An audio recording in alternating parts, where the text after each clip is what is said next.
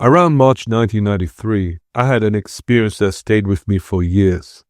I had just left the Safeway supermarket in Camberwell. It's now Morrison's. And I was walking towards a bus stop near McDonald's when I noticed a man handed out church tracts. Being a new Christian of 5 months, I felt encouraged to see someone openly doing something for Jesus. And so I stopped to speak with him. He was a Ghanaian man in his 40s, and when I introduced myself, he told me his name was John Baptist. Naively, I responded with excitement. Amazing! You have the same name as John the Baptist. Now he gave me a blank look and, looking back, his reaction should have tipped me off that something was wrong. He invited me to a Bible study at his flat, somewhere between Kennington and Waterloo. And I brought my friend Ben with me. At first, everything seemed normal. There were a few people there, including some older West Indian women. And he began speaking, but the tone gradually changed. He began making subtle connections between John the Baptist and himself. Now, what unsettled me even more were the testimonies from the women. Two wept as they spoke about fulfilled prophecies he had given and about the miracles he performed. Then he said it plainly. Yes, I am John the Baptist. Now Ben glanced at me with a look that said, what have you brought me into? For a second I stand there stunned, trying to process this. That, as new converts we had little experience, but we knew what we were witnessing wasn't right. We stayed polite, we waited to the end, and then we excused ourselves. The next day I boarded the 36 bus to Peckham, and to my surprise, I saw him. He walked over and confronted me with a question. Do you believe in me? This time there was no confusion about what he meant. I told him plainly that I didn't believe he was John the Baptist. And then he warned me to be very careful about what I said, because God would judge anyone who spoke against him. Those verses that people use, do not touch the Lord's anointed and all that. The experience left a deep impression on me because it showed how easily people are deceived. Those women believed they were following God. They put their faith in a man claiming to be a biblical prophet reborn. That moment was a living experience on the biblical truth of false teachers and how they appear convincing enough to draw people who should know better. But there is a deeper truth, and it's the danger of apostasy. And apostasy isn't just backsliding or losing enthusiasm for church, but it's when people abandon the gospel and follow something else entirely. When someone accepts a man claiming to be John the Baptist or anyone who replaces Christ's authority, they step outside the boundaries of biblical faith.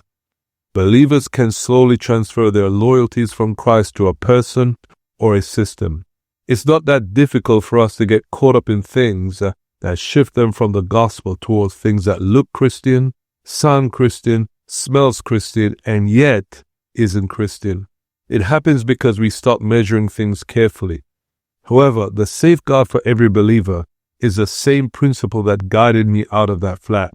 Measure everything by God's word.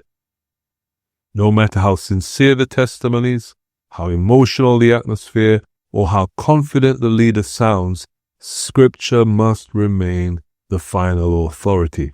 And so we come to the book of Jude. And today I want to look at 3 things the church needs when deception spreads. Jude 1 verses 1 to 2 says, Jude, a bondservant of Jesus Christ and brother of James, to those who are called, sanctified by God the Father, and preserved in Jesus Christ. Mercy, peace, and love be multiplied to you. So let's look firstly at Jude. As we begin, the letter opens with a name, Jude. That's how it appears in our English Bibles. But when you go back to the Greek, it's actually Judas. The best commentary I've used for this study, Acts of the Apostates by S. Maxwell Coder, says that before we even get into the letter itself, we're confronted with a name synonymous with treachery and apostasy. People give unconventional names to their children, like Cricket or Kal-El. They even name their dogs Hitler or Stalin. But Judas, historically speaking, the name vanished from common use by the Middle Ages because of its association with betrayal. Before Jude even says anything about false teachers or apostasy, his name already reminds us of one of history's most infamous betrayals. It's almost as if the theme of the letter is hinted right from the first word.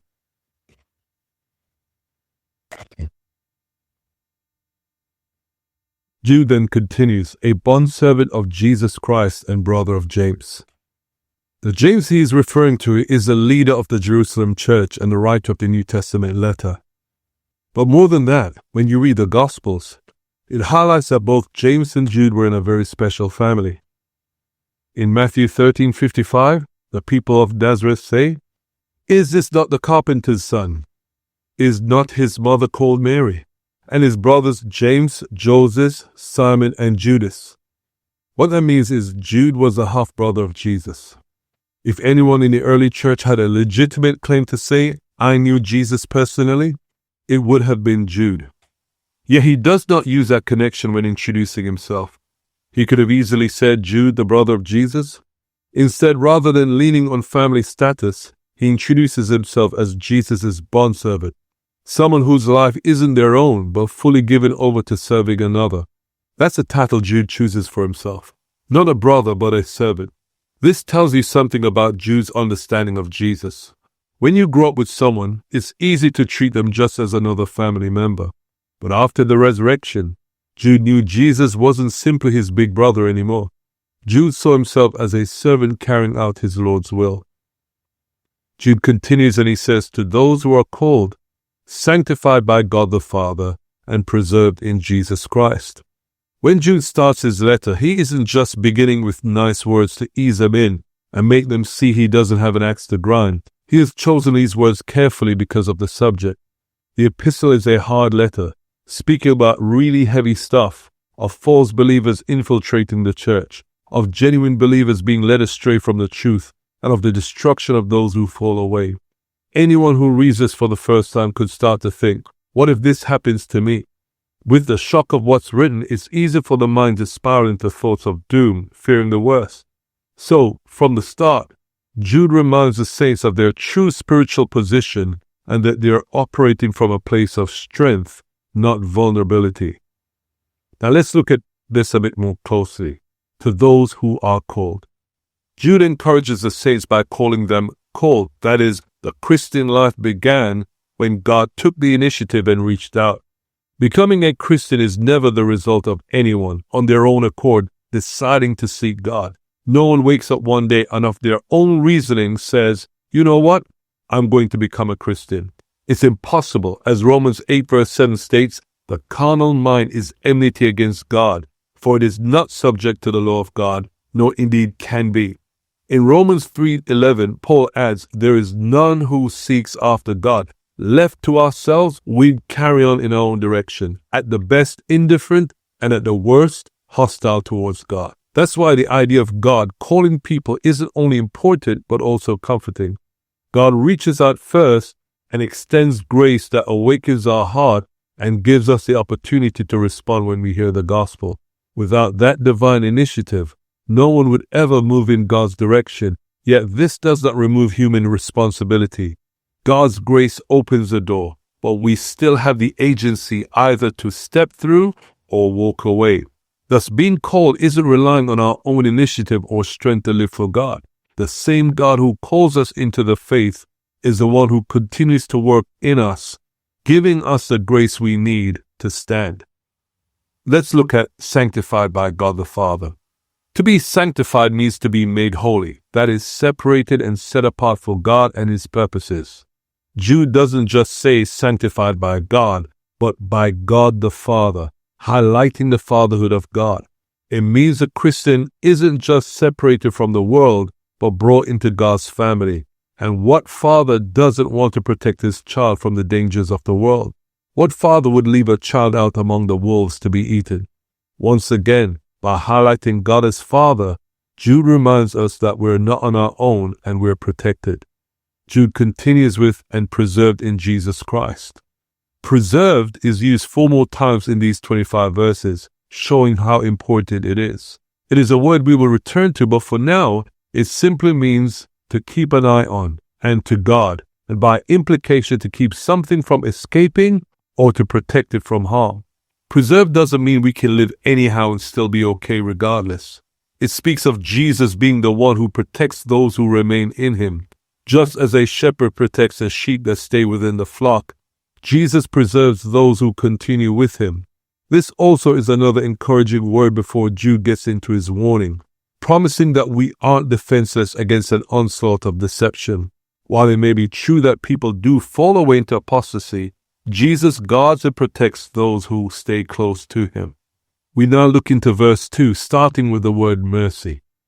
Jude continues by giving what's regarded as an apostolic greeting, but it's different from those given by Peter and Paul, who consistently uses two words, grace and peace. When speaking to the churches, the only time Paul uses mercy is in his pastoral epistles to Titus and Timothy, where he says grace, mercy, and peace. It seems the inclusion of mercy is important for pastors striving to establish order within a congregation. However, in Jude, mercy takes a different role. Jude isn't writing to pastors. He's writing a hard letter to churches infiltrated by false teaching and people falling away. Things are about to get scary. What Jude describes is an early form of Gnosticism, a heretical belief system that's part Greek philosophy, distorted Christian concepts, and elements of Eastern mystical thinking. It's something we will look at later, but simply put, it was spiritual rebellion and immorality disguised in religious language, wolves in sheep's clothing. The church was in for a rough few centuries as Gnosticism grew and took shape, becoming more structured, organized, and influential. In this environment, mercy becomes absolutely fundamental. When confusion spreads and deception circulate, crazy things begin to happen. Who do you trust? Who will make it? Misunderstandings, mistakes, and mayhem occur. Mercy, God's compassionate refrain from deserved judgment, is what keeps the church from tearing itself apart while defending truth. Mercy keeps the church grounded on God's goodness, allowing believers to defend the truth while keeping oneself from being overly judgmental or condemning to those who are weak and wavering. Jude continues with peace. Apostasy always produces turmoil. When false teachers infiltrate the church, they bring division, suspicion, and instability. People question what they once believed, and the sense of security collapses. Jude speaks of peace because believers will need a settled heart to navigate the confusion and avoid reacting out of fear or panic. Without it, the whole atmosphere for church can quickly become tense and unsettled. When I pioneered my first church, there was another congregation not far away where I knew a few people. In the 1970s and 80s, they'd experienced massive growth. But in the midst of that revival, a convert got introduced to the teachings of William Branham, the founder of an extreme Jesus-only movement that rejects the Trinity and builds their theology around Branham's prophetic claims. Before long, the idea spread among some young believers who left and formed their own Branhamite group.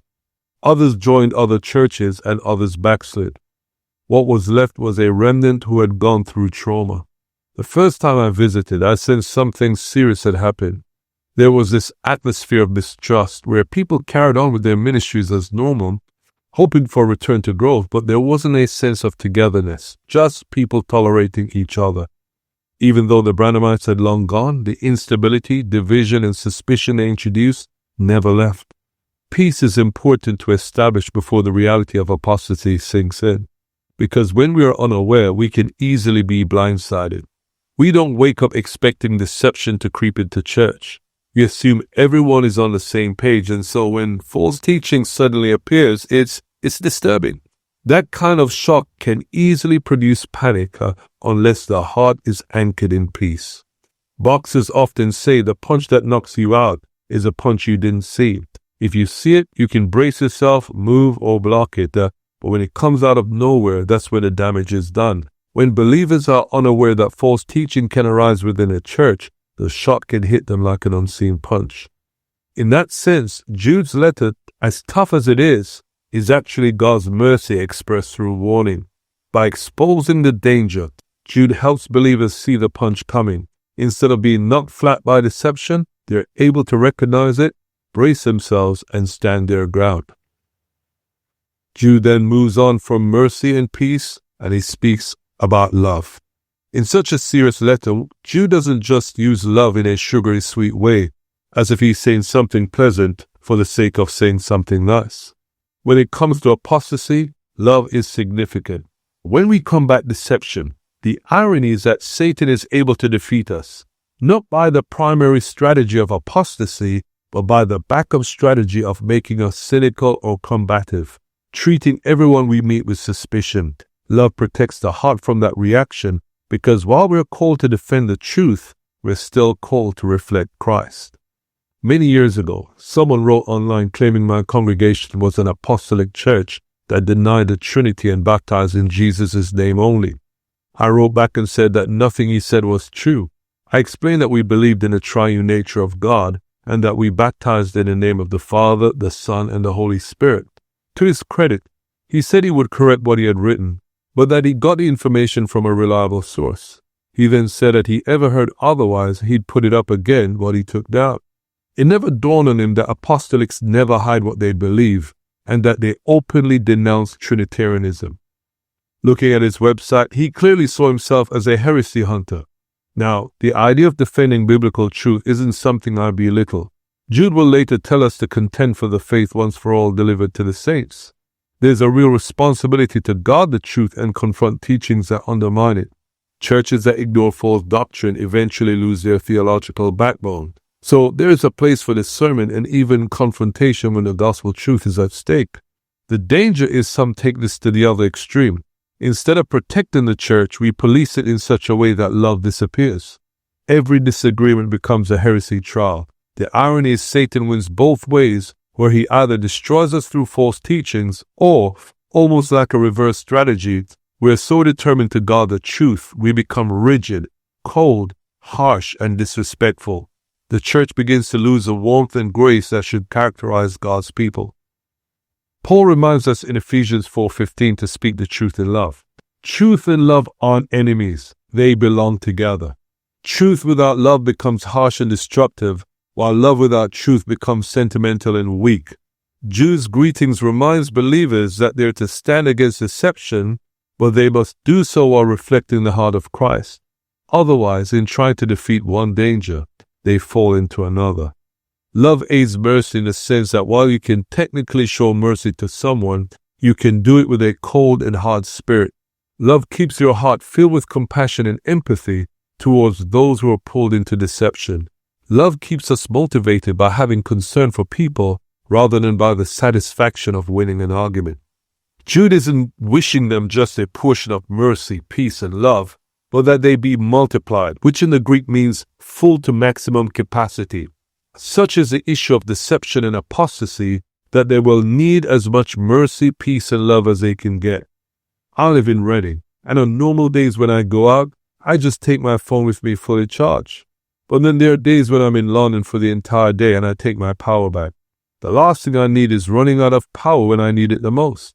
In times of great deception, we need mercy, peace, and love at maximum capacity so we can keep our heads while others are losing theirs. And speaking of keeping our heads while others are losing theirs, a few years after my meeting with the fake John the Baptist on the number 36 bus, I bumped into my friend Ben, who told me that John Baptist had been sectioned and taken to Maudsley Hospital in Camberwell. I remember thinking back to when he warned me that God would judge me for not believing in him. In the end, all the threats and all the theatrics came to nothing. I was still standing.